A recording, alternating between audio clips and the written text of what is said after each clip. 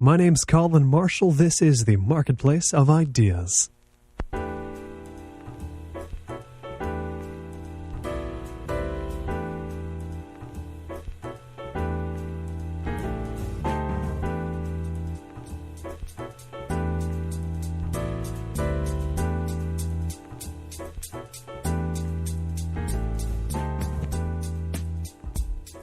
Denis Dutton is the founder and editor of the highly popular web portal Arts and Letters Daily. He's the editor of Philosophy and Literature as well, and professor of philosophy at the University of Canterbury. Denis, welcome to the program.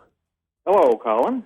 I should confess, first things first, full disclosure, that I am an Arts and Letters Daily addict, and I tell a lot of people they should look at the site as often as I do, which is every day, but I can't always describe exactly what is appealing about it to them. I can say it gives you 3 good articles a day. It's kind of a simple explanation, though. How do you describe the site to people? That's an interesting question, of course, and I've never been able to quite figure it out for myself. That may sound odd, but I suppose it's been called, some German paper recently called it an intellectual's lemonade stand. That might make it sound like it has highly portentous scholarly articles, which, of course, you know it doesn't. It has book reviews, it has opinion essays, it has articles. But what it's trying to do is to give a bracingly refreshing view, maybe, of the intellectual scene. It tends not to buy into fads. It is a little bit contrarian, but not as a matter of policy on every issue. It's trying actually to give us a fresh view of what's going on in thought and what might be coming down the track. I wanted to mention a little bit about the origins of Arts and Letters Daily. How did this thing get originally started? What did it evolve from? Well, there was an email list called Phil Lit, which I had founded as an adjunct to the journal Philosophy and Literature, which I edit, and just to see if people were interested in talking about philosophy and literature. And to keep the discussion going on that list, this is about 1996, 97. To keep the discussion going, I started searching out book reviews in the British broadsheets and newspapers and magazines across the web, and articles with intellectual content, and I would take them and I just reproduce the text or parts of the text sometimes and just put it out as an email message for a talking point for the email list. So I inadvertently, without really trying, became a bit of an expert on where to find intellectual content on the web. And one day in early 1998, it occurred to me that it would be interesting to have a website that used this linking facility. It was all kind of new and people didn't really understand how it worked. Use this linking facility to have a single page where you had the best and most interesting intellectual articles in one page on the web. So I came up with a design based on things I'd seen of 18th century broadsheets and a 19th century New Zealand newspaper called the Littleton Times. It's kind of columnar layout. Column layout survives because it's a very efficient way to put printed information on a single page. So I used that layout and started writing teasers for particular articles. Then you would click on the teaser and it would take you to the article itself. Many people in the early days, and some people even to today, seem to think that those articles are somehow on Arts and Letters Daily, that they're on a page behind that page at the website, and we have them there, and we should make corrections, and we should change the spelling or whatever. Of course, they don't understand that their computer is being taken halfway around the world to another computer which has that article from the magazine or newspaper. In any event, started it on, I think, October 30th, 1998. I think it got 300 visitors first day, which was pretty good for the first day of a website. Now it gets about 3.8 million page views a month. Of its kind in the world, it's the biggest website. Now, back in the days of the Phil Lit mailing list, this was in the mid-90s, this was before there were, blogs as we know them today, before a lot of these sources, or not so much sources as channels for information on the internet. How did you go about finding articles back then at the beginning? The sources were much more limited than they are today. The Telegraph was an early innovator, having lots of material on the web. The New Republic did them. The New York Times did. So if I would look back at the early pages today, what I'd see is many of the same sources being used over and over again. Now there's a wide variety. I mean, I do admit coming back to certain favorites, but there's certainly a wide variety of sources.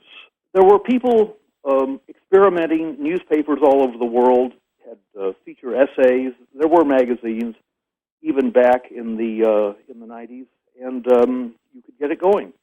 How has the article selection process changed? How has it evolved since back in the days when it was just you selecting articles for those on your philosophy mailing list? And I'm sure it's a much more complicated process today. How has it changed? No, it really hasn't changed at all, except in this respect. I have a co-editor named Tran Hu Dung, and he is an economist at Wright State University in Ohio. And Tran has an unerring sense of what would work with the page. He searches the Internet and comes up with suggestions. Readers are constantly emailing me with suggestions, and editors are constantly emailing me with suggestions. And of course, an editor who edits a magazine for a piece or a newspaper can get an extra 10 or 12 or 15,000 readers from being on Arts and Letters Daily. That doesn't match our actual page views for the page, but not everybody who comes to the page every day opens every article. Enough do that it comes anywhere between 10 and 15,000. Depends on the wording of the teaser and the interest in the article per article that's added. So there's an incentive for lots of people to get in contact, send email messages, make things available on the site. And there are a lot of magazine editors who specifically or especially will open something for me to use on Arts and Letters Daily if I ask. Now, when you're selecting articles, is this a process for you of you have a set of defined criteria in your head for what makes an Arts and Letters Daily article, or is this more of a gut instinct, to use a sort of a common term? Oh, it is a gut instinct. Because it's a gut instinct, it's a sort of is switched on one day and switched off the next, and we're going in all sorts of different directions. But the gut instinct is pointed toward trying to get a different view, perhaps, of what our current shibboleths or cliches of thinking, of intellectual thinking, new contrarian sort of views of intellectual problems. For example, I point out that with some of the data, let's say, having to do with biofuels, and the fact that biofuels might actually not be as good for the planet as they had been touted for some years up till now, that Arts and Letters Daily was one of the first websites to see that this was an issue and find articles and put them on. I mean, I'm sure there are many other examples if I thought long about it, but what we're looking for is something that might be a bracing new view of something that everybody takes for granted. In that respect, I suppose there's a sort of philosophical and critical spirit to the page, and I suppose people like that. They like something that's just a little bit different. In the time that Arts and Letters Daily has been around, you mentioned these shibboleths that kind of need a splash of water on them. Have they been the same intellectual conceits that Arts and Letters Daily has been, I guess I'll call it, messing with since day one, or have they been constantly cycling through? There's always new stuff that Arts and Letters Daily has to address in terms of ideas that might need a little more critical examination than they've been getting. Certainly the ideas are changing. That might be medical fads, or they might be various kinds of intellectual fads. I feel very strongly, and I know many people listening to this will disagree, but I feel very strongly that we might well be pushed, which the biofuels is just a single example.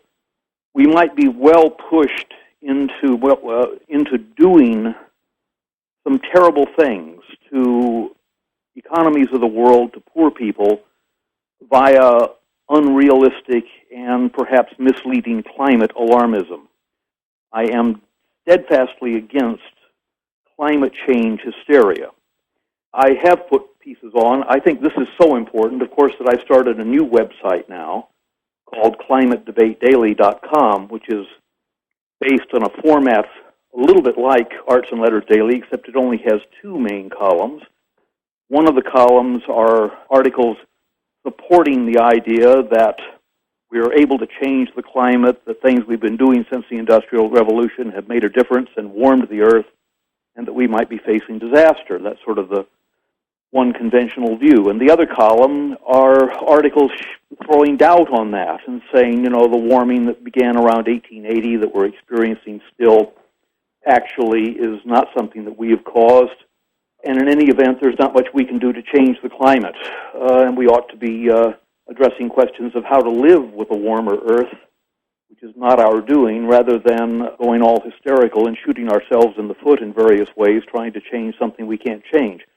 So, those are two plausible and interesting points of view. The IPCC is insistent that one is right, and skeptics say the other is right. I just want to have a website that has both cases where people can go and see both cases down and updated daily down each side of the page. That's called climatedebatedaily.com. That's just one word, Climate Debate Daily.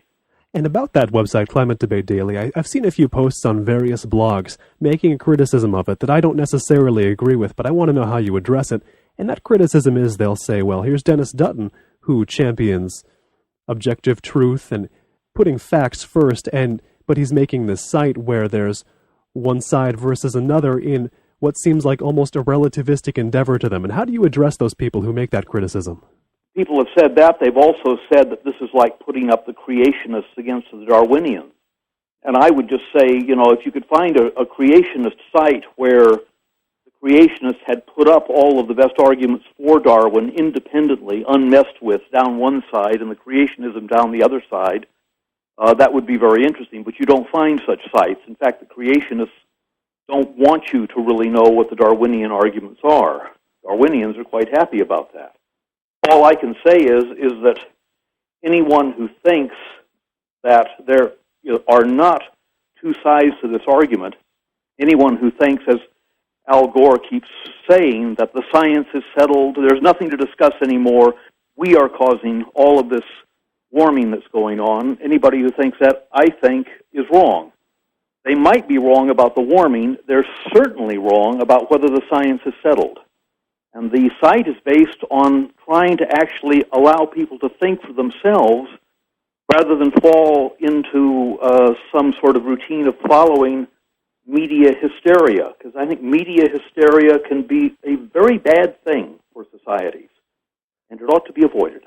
One of the things that really distinguishes Climate Debate Daily, then, from what I'm hearing here, is that you're putting up, in good faith, the best arguments, the very best you can find for either side. There's no straw men on this page. No, we do not put straw men on it, and I am not the only editor of that. I have a fully equal co-editor, Douglas Campbell, who is a student at my university who's finishing a PhD. He has a background in science and philosophy of science, and he is pro-IPCC. He's pro-global warming, I don't know what the word's alarmism, but he certainly thinks that we are causing, largely, global warming.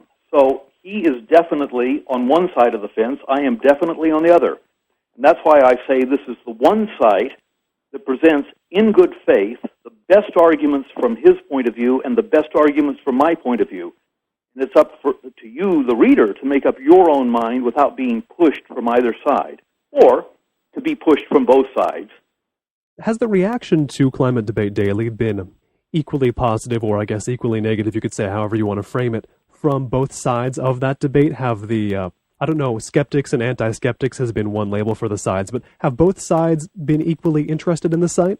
Certainly the believers in anthropogenic global warming, that is to say, man-made global warming, the believers in it are disturbed by the site. They tend to think, look, this is not a matter of two equal positions, and they would prefer if my side simply wasn't heard. And that's been clear from many comments on blogs and various websites across the Internet.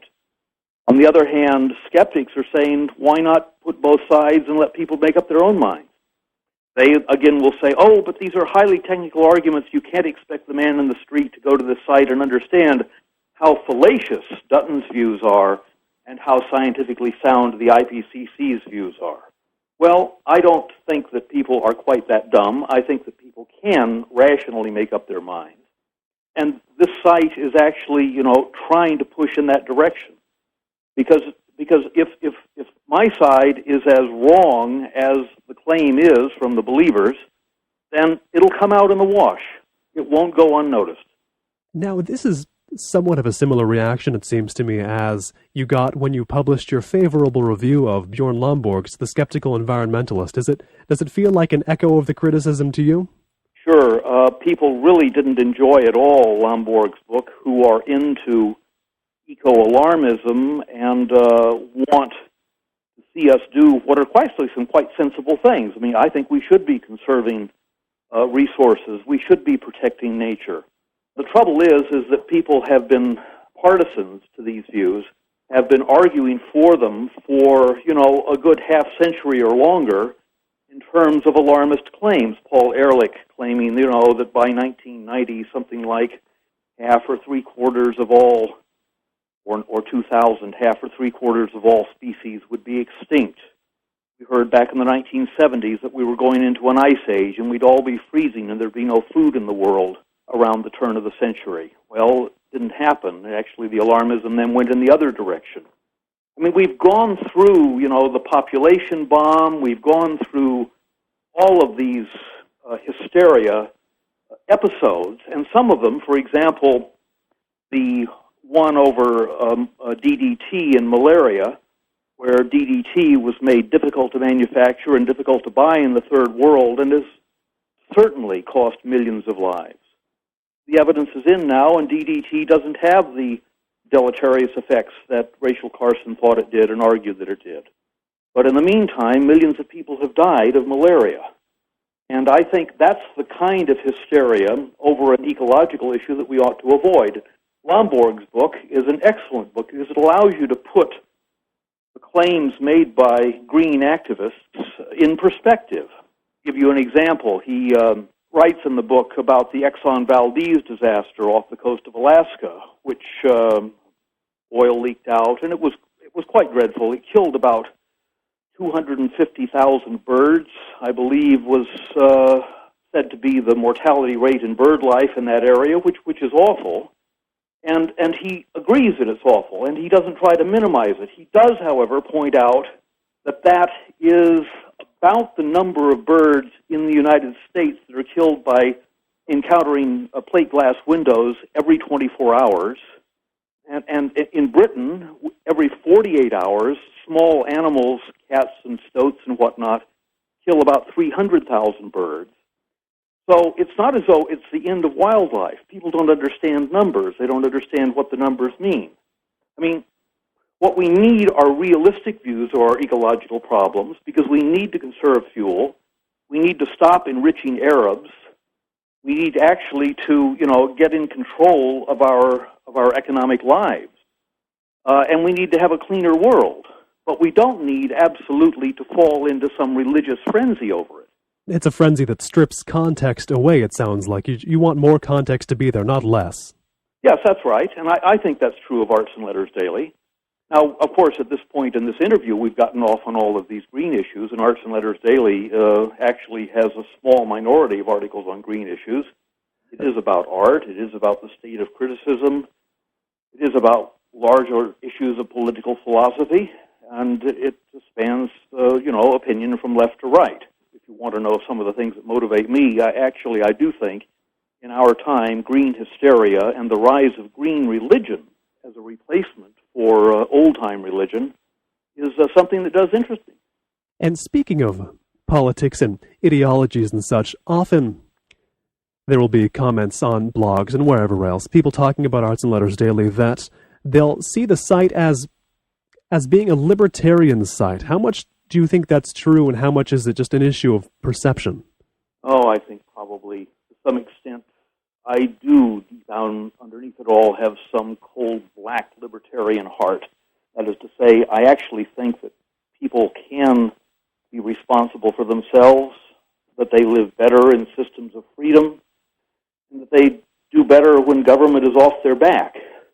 And I'm not just talking about taxation. I'm talking about regulation. I'm talking about the regulation of our lives, whether it's right-wingers who are in the bedroom telling us about how and under what circumstances we should have sex, or whether we should be using stem cells for research and so forth. And I'm talking about left-wingers and political correctness and banning smoking and forcing us all to crawl on our knees to work because it'll save fuel. Whatever it is, I must say that there is something to be said for a tendency for the site to go, not necessarily in terms of any kind of political, traditional right-wing views, but to go in the direction of libertarian views.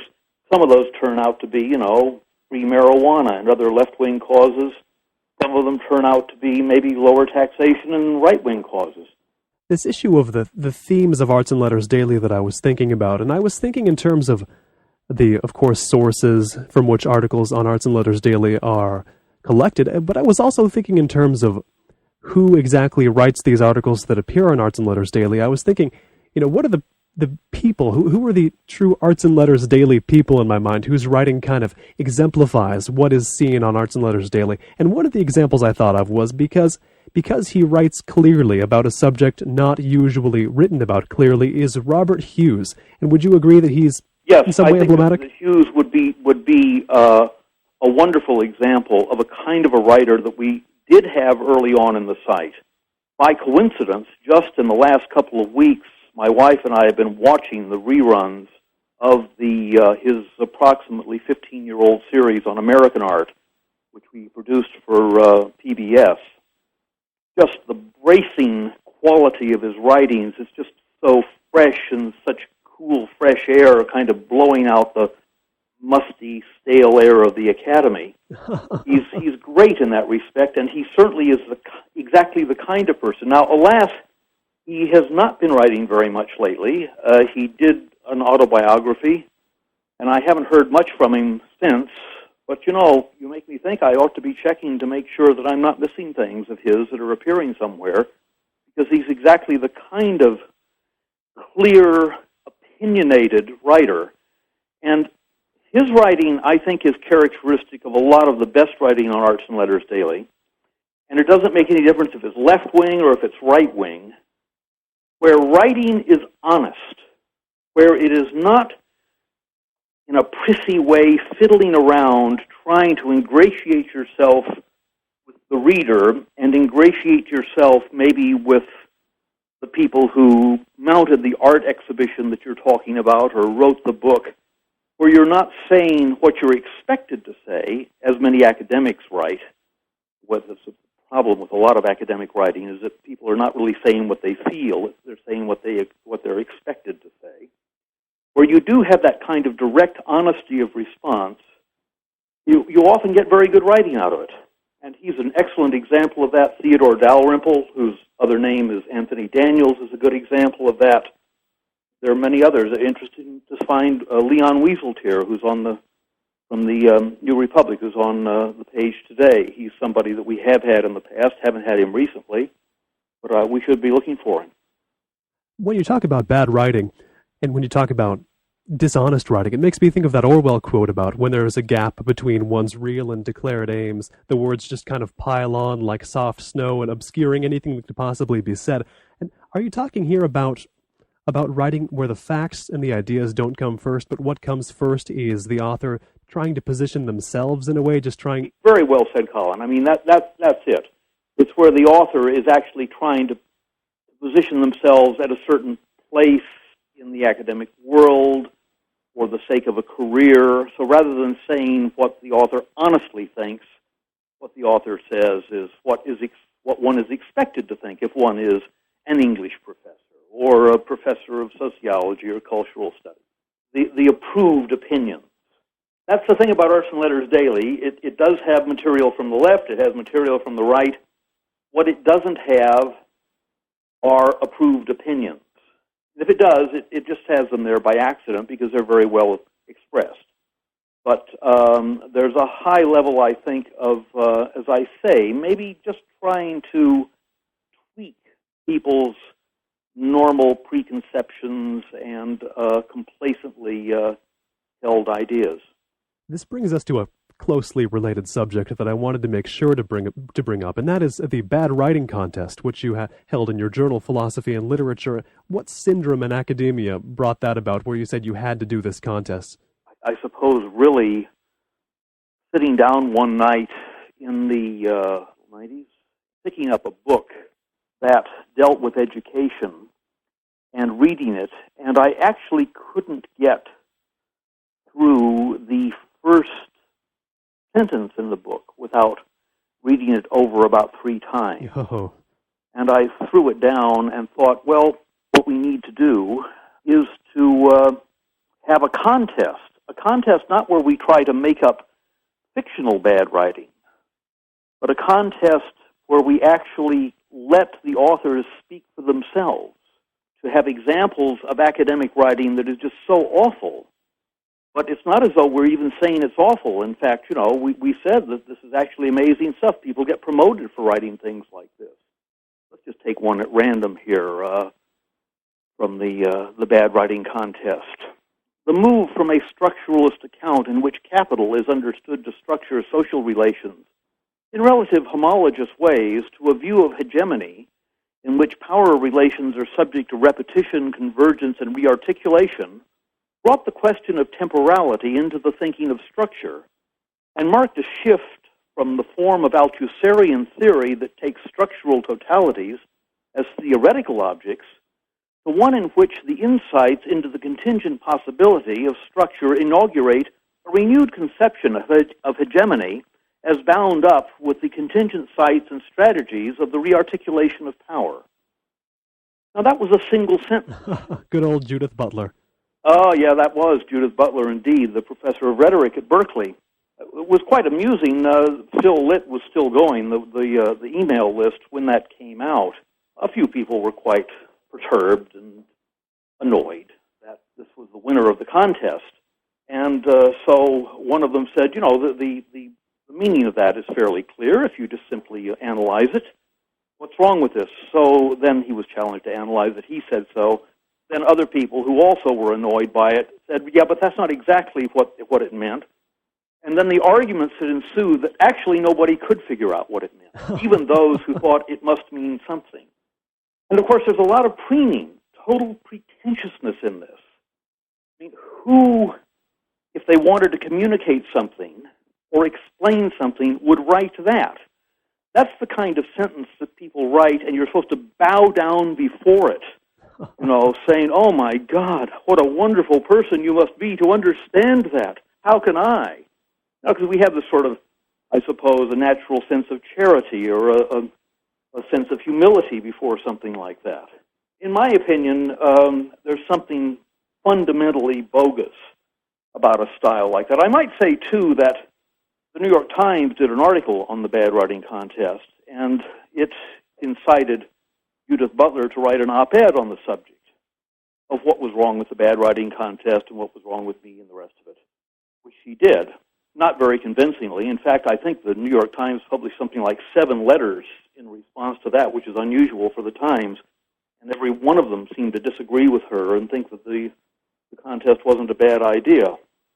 But what was remarkable about the piece that she wrote in the New York Times is that because she was actually angry and wanted to make a point against the contest, she wrote very clearly. In fact, it's about the clearest thing I think she ever wrote, that I've ever read anyway. Because she had to actually say something that might need to be understood. Exactly. As opposed to something that we should honor and feel is sublime and indeed beyond our powers of comprehension. So deep. This practice of writing merely to convey that you are one of the great minds of our time, what parts of academia, what quarters of the ivory towers are most affected by it? Well, I mean, it's virtually absent in the sciences. The sciences are hard. They involve data. And people are actually trying to make themselves understood clearly in the sciences most of the time. There are marginal places in the sciences, too, maybe cosmology, maybe climatology these days, where people are sort of covering over meanings. But by and large, I would say with the sciences, with most physics and chemistry. That's simply it. People are trying to explain what it means. On the other end of the continuum, in my opinion, are the kind of stultified post-Marxist disciplines in cultural studies in English departments. I mean, English departments used to write clearly about great 19th century novels, but it's hard to get students to read them these days. There are declining numbers of students in those courses. So the English department goes and starts analyzing soap operas, but then that seems trivial, so they have to have jargonized or Marxified or politicized readings of soap operas. And that's where the jargon comes in, and that's where the obscurity comes in, and the bad writing. I mean, I think between this you have my own discipline, philosophy, I think is an old and honorable discipline, and there's a lot of very clear writing. Where it's unclear, I hope in most cases it's because the author is struggling with something that is hard to understand. I mean, that certainly would be the case with Kant, you know, a great 18th century philosopher. In contemporary philosophy, there is some fairly bad writing, and some of the winners are philosophers. But by and large, philosophy does honor logic, and it does honor clarity, and I think that's got it going for it. Not too long ago, just a few months back, I had Roger Kimball, editor of the New Criterion, on this show, and we were talking about the bad writing contest, and he loves it as much as I do. And he asked if it was still going on. I said no, it wasn't. He said, well, probably there was just a wealth of material to use. There was just too much coming out of the academy. Now, is that the case? Was that... Well, not really. I mean, to be honest about it, it just took a lot of time. And we'd had it going, I think, 4 years. I mean, the point had been made. It had been in the New York Times. We were getting nominations for new material.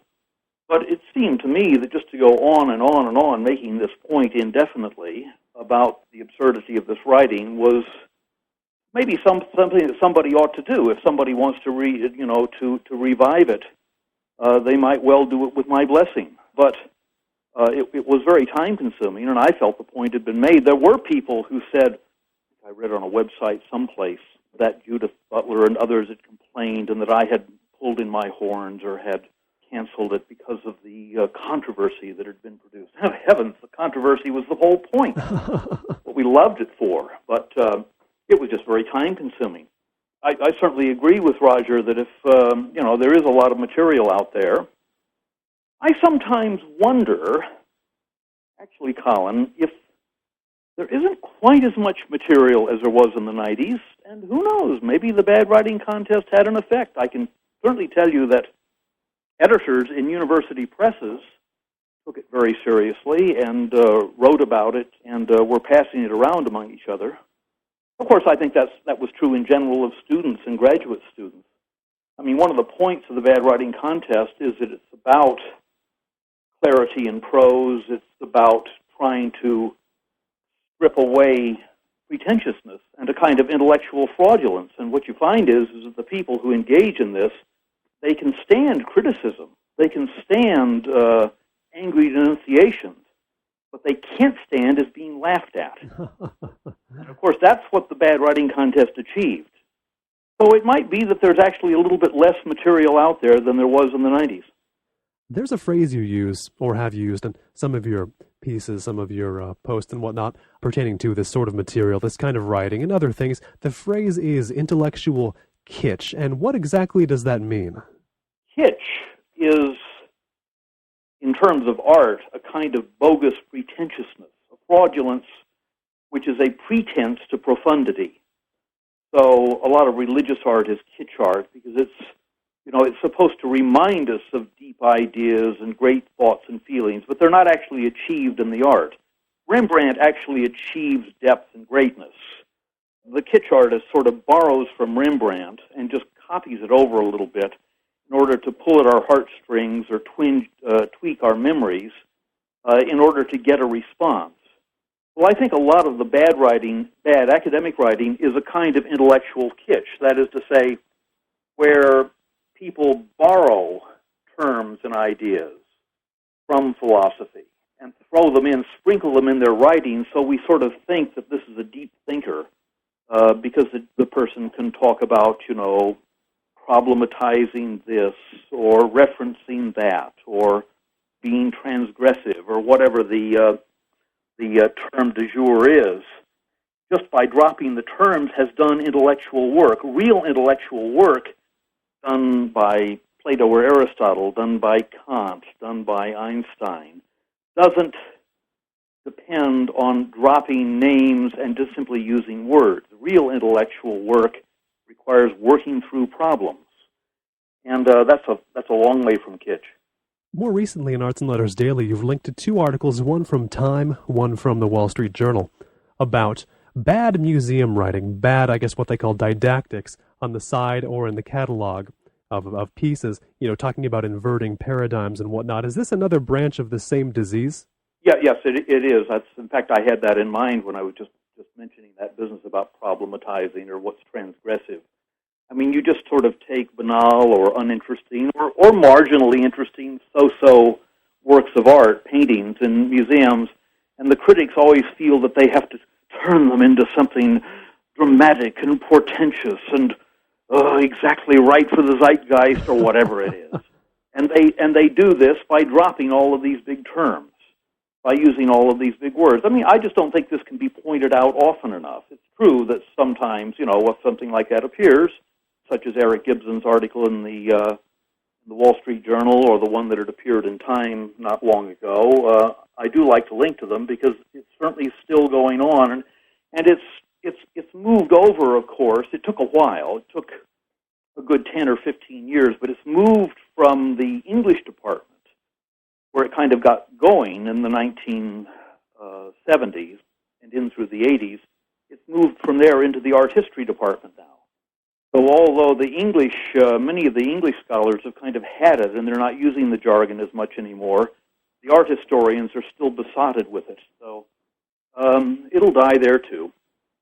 There's this idea, or it seems to be this idea, that it's not possible to make real factual statements about art or any other human endeavors that aren't necessarily quantifiable, but it gets refuted by a lot of applications that evolutionary psychology, evolutionary theory has had in recent years to creative stuff, to literature, to art. And you have a project yourself, if I'm not mistaken, applying evolutionary theory to art and other things in that vein. I believe a book, correct? That's right. The book will be published at the end of this year by Bloomsbury in the U.S. and by Oxford University Press in Britain. It's called The Art Instinct. And what it is a general evolutionary view of aesthetic response, which actually looks at those aspects of aesthetic response that are cross-cultural universals, that are spontaneous, that appear in childhood, and that we find in social groups and in the responses of individuals. And there's a lot of content. I mean, this is not just a few things. There's a lot of the content of the arts which is affected by our evolved psychology.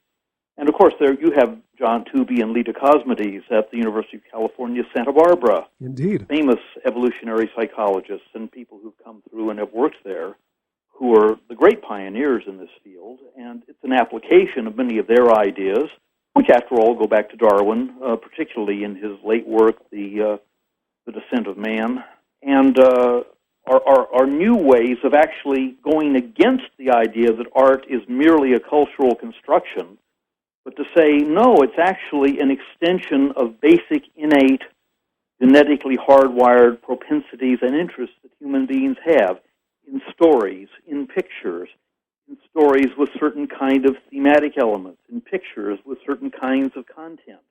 Music is a very interesting area. What it is trying to do is trying to explain, actually show what is universal in art, and then to explain how these things are Darwinian adaptations to take us right back to the Pleistocene savannas where we emerged as Homo sapiens. I will frequently talk to humanities academics, whether they're professors or whether they're grad students or what have you, and some will express a certain stripe of, I guess I could call it anxiety or fear that their chosen humanities disciplines will be consumed, will be overridden, will be subsumed, I guess is a better word, by, say, quantitative science, by causal science, by evolutionary psychology. There's a special animus, it seems, for evolutionary psychology in the humanities. How do you respond to notions like that? Well, first, with a sly smile on my face, because I think it's wonderful if jargon-mongering English professors are afraid of this. well ought they to be, because it actually is applying something which is sensible and scientific to their field, rather than just warmed-over jargon from other important people who've used it. But in fact, for those of us who love art, and of course I come to this from a background in the arts, my whole career has been in philosophy departments teaching aesthetics, or the philosophy of art, which is my specialty. Here's one way I think you can put it. If you've ever taken a course in philosophy of art or done aesthetics, what you find is that what philosophers do is that they argue about how people talk about art, how critics talk about art, what we would normally say about a portrait or a landscape or a piece of music. And they sort of work out the implications of the basic intuitions that cause us to talk this way. So philosophy acknowledges that in a domain such as art, there are basic intuitions. So does all good criticism. Literary criticism, music criticism. It's about the basic intuitions that we feel, the pleasures that we get, the things that don't quite work for us. And you can talk about, these things aren't purely personal. You can talk about them statistically. You know, over time, there are certain kinds of appeal that, for example, Homer's Iliad and Odyssey have. They had, as David Hume liked to say, in the 18th century in Paris and in London, and they have them today in Santa Barbara and China and around the world. So the question is, for the evolutionary psychologist, where do these aesthetic intuitions come from? That's the big question, and that's the question that no one in aesthetics or philosophy of art has been willing to ask. And those are the kinds of questions that evolutionary psychologists ask. I mean, right back whether you're talking about the incest taboo, just somehow this lack of being excited when you get kissed by your sister, or you're talking about the kind of calendars that people have hanging in their houses, if you're talking about the plots of soap operas, or of the novels of Dickens or Dostoevsky.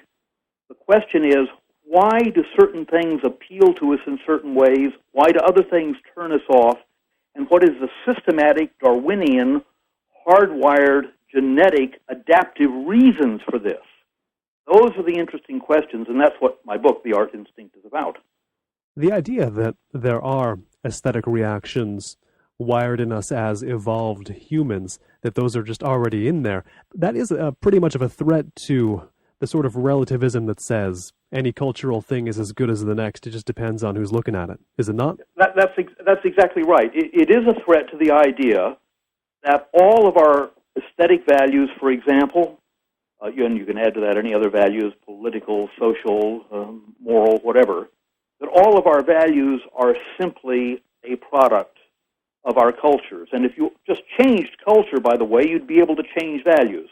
I mean, all social constructionists go along in that respect with social engineers. I mean, the Marxists were like that. If we could just change the economic structures of society, then people would all treat each other differently. We wouldn't have hierarchies, for instance. But of course, as soon as the Marxists get together and form the Marxist Association, they elect a governing board and turn out to have hierarchies that are, if anything, worse than everybody else's. So the notion that you can get away from basic human psychology, from some notion of human nature, has, in academic life, been a myth that's gone on for 50 years or more, especially since the Second World War. But even before the Second World War, it was getting started.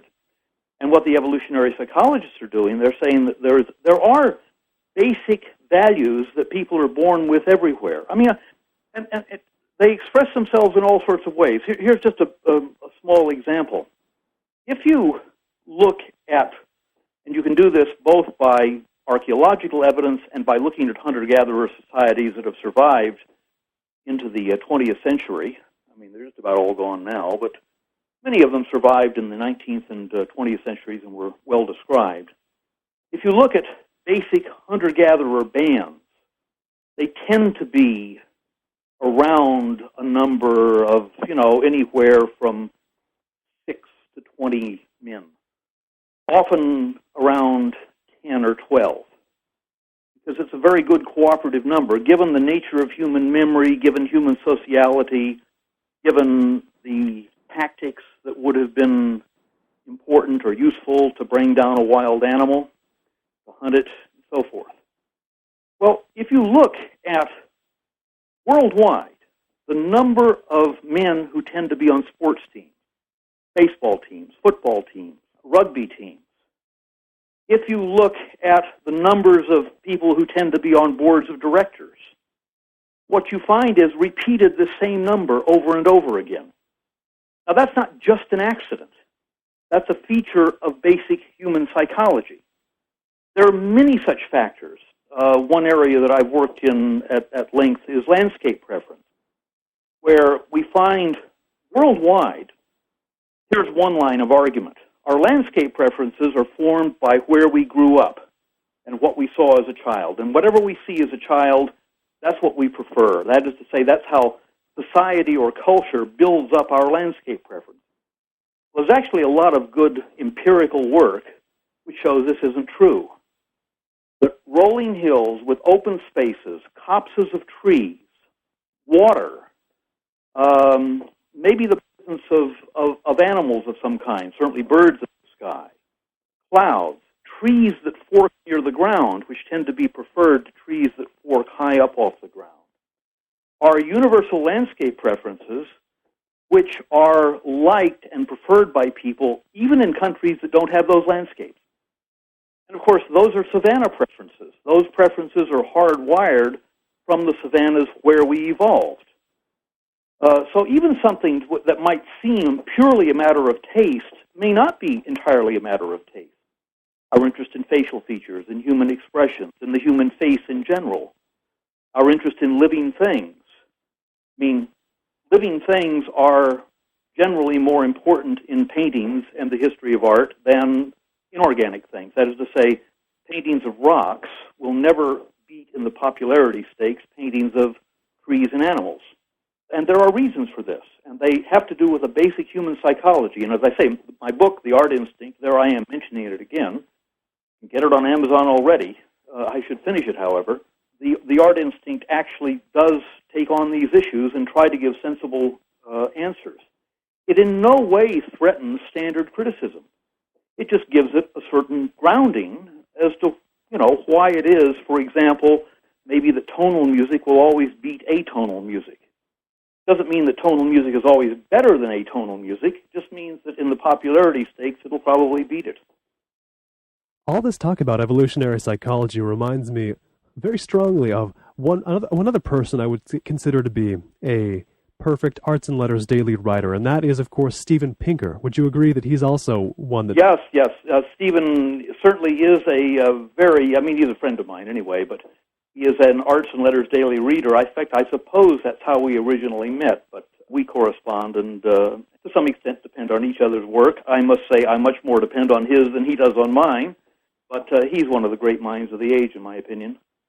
I was thinking of a little bit of a comparison with the type of people who write for Arts and Letters, well, not write for Arts and Letters Daily, but who write articles that get picked up by Arts and Letters Daily as far as distributing them online, and say other groups like John Brockman's Third Culture Scientists. It seems like there's a bit of an overlap there, but they're not exactly the same. I guess would you call the Brockman camp a more science-slanted version of what you see on Arts and Letters Daily? Yes, but I mean, as a matter of fact, Brockman's going up tonight, a Brockman author and a Brockman book. You're talking, of course, about my agent in that case, too, because Brockman is also my agent.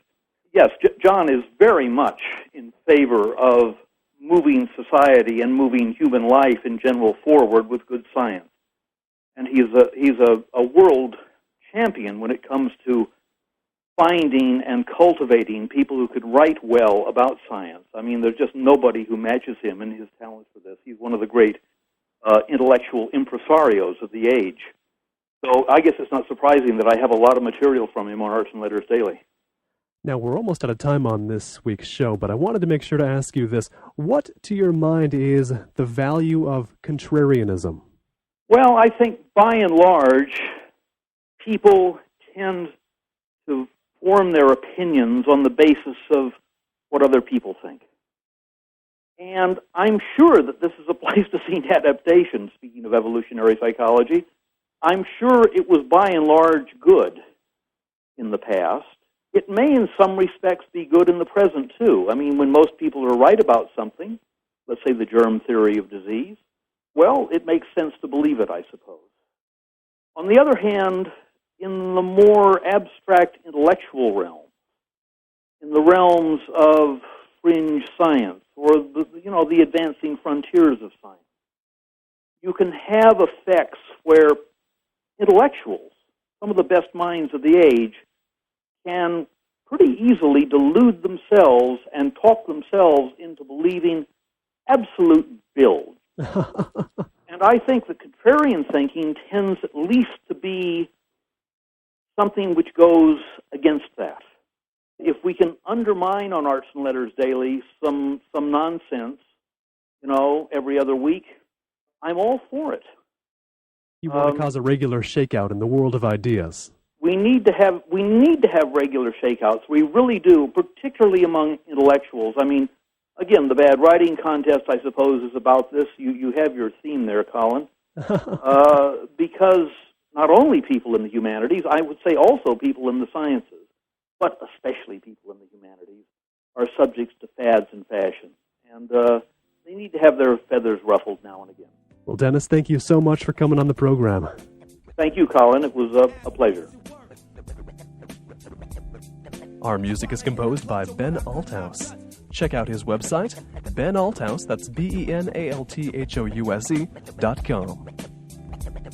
For more information and our online show archive, visit colinmarshallradio.com.